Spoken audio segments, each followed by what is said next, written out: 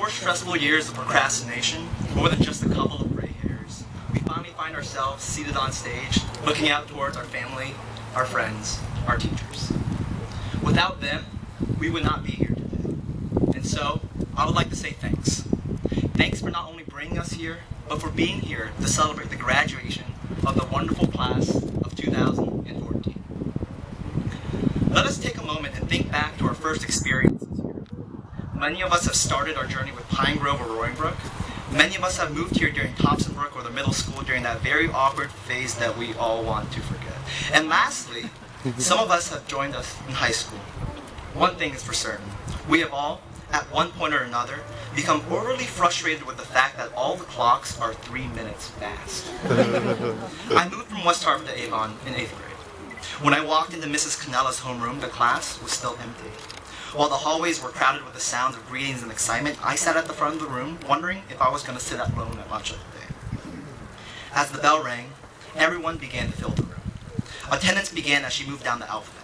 The A's, B's, and soon the K's and L's. A puzzled look fell upon her face. Chen Yang Lu? I shyly raised my hand as I would do for many times to come. It's Eric. I was scared to move here. I was scared to start anew. Although it was just a simple drive over the mountain, in my eyes, my world was falling apart. But if I could have a brief conversation with my 13-year-old self, crying about having to move, I would tell him, please get a haircut. But also, moving to Avon will be the best thing that will ever happen to you. Although the countless hours of homework, essays, and following the seat while reading English were fantastic, it is you guys that made high school special. I am sure this goes for every one of us when I say, I don't know what I would have done without you. You guys have taught me a lot. How to persevere when faced with seemingly impossible tasks. How to fit 200 people into a basement fit for 20. I was taught how to juggle the yearbook, academics, the yearbook, extracurriculars, and a social life while somehow maintaining my sanity and the yearbook. Most of the time, that is. But the most important lesson that high school has taught me is to take risks. To not just step out of my comfort zone, but to have 2 feet firmly planted outside. As some of you may know, I joined the swim team my senior year. As some of you may know, I do not swim. Motivated by the trip to Florida and my friends that were on the team, I thought, hey, why not? That first practice was the hardest thing I have ever done. While the other lanes were struggling to complete their 10th lap, I was working on my 3rd. Every time I kicked off that wall, I was making a commitment I could not keep. Every 25 yards was another mile. And to say my diving was flawed would to be a compliment. In contrast to the graceful entrances of my neighboring lanes, my dives were met with gigantic tidal waves originating from my bright red stomach.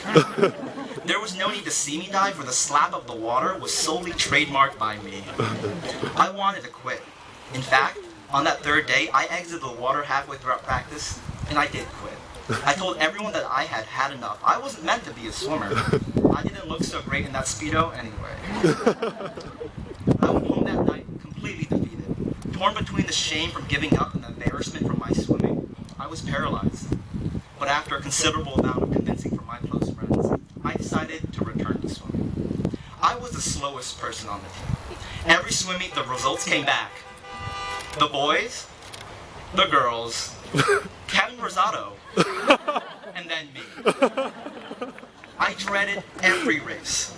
Each meet was merely a demonstration of my ineptness, my inadequacy. I was more focused on finding an excuse to not swim than swimming itself. Something changed as the season went along. I grew how to learn to laugh at myself, to appreciate and accept my lack of skill. I wore my red, sore chest with pride. I even got a little better at swimming. I learned how to breathe, how to kick, and how to move my arms correctly.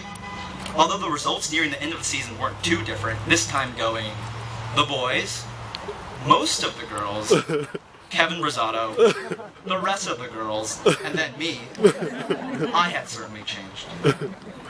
Swimming was one of the best decisions of my high school career. What originated as an insurmountable challenge turned into an enjoyable experience. If I had stopped, if I had quit, I would have missed an amazing opportunity to not only make new friends, but also to strengthen those existing bonds. I would have missed out on a great chance to grow. In life, there are some risks we have to take, and there are also those that we choose to take. For me, moving was a risk I was forced to take. With little choice in the matter, I was pushed into the unknown, nervous and scared. However, with the help of new friends, I soon came to not just appreciate, but love this change. The risk that we all must make now is to move forward from Avon. This new freedom, albeit intimidating, should be cherished and valued. Don't back down from this unavoidable challenge. Use it to its full potential. Do some great things. Learn to appreciate the new opportunities that are being offered to you and don't shy away from them. Get excited. It's your time to shine.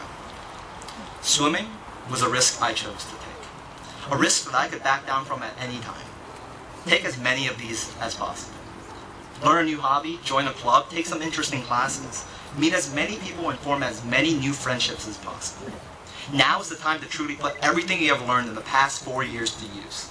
But don't be reckless, be brave. Challenge yourself to do new things. It's time to discover exactly what you are going to be, so be open to new opportunities and let them guide you. If you learn that the path you chose was wrong, don't be afraid to turn around and just take a few steps back. Know that no matter what you do, life will work itself out. Probably not in the way you expect it to, but it works out. Be afraid. It's natural. Just don't let that fear stop you. Take a risk. Talk to that cute girl in Starbucks. Get extra cream cheese on your bagel. Maybe even eat it in the AHS library. Learn to appreciate the racing heart, the sweaty palms, and the feeling of cold water. Thank you.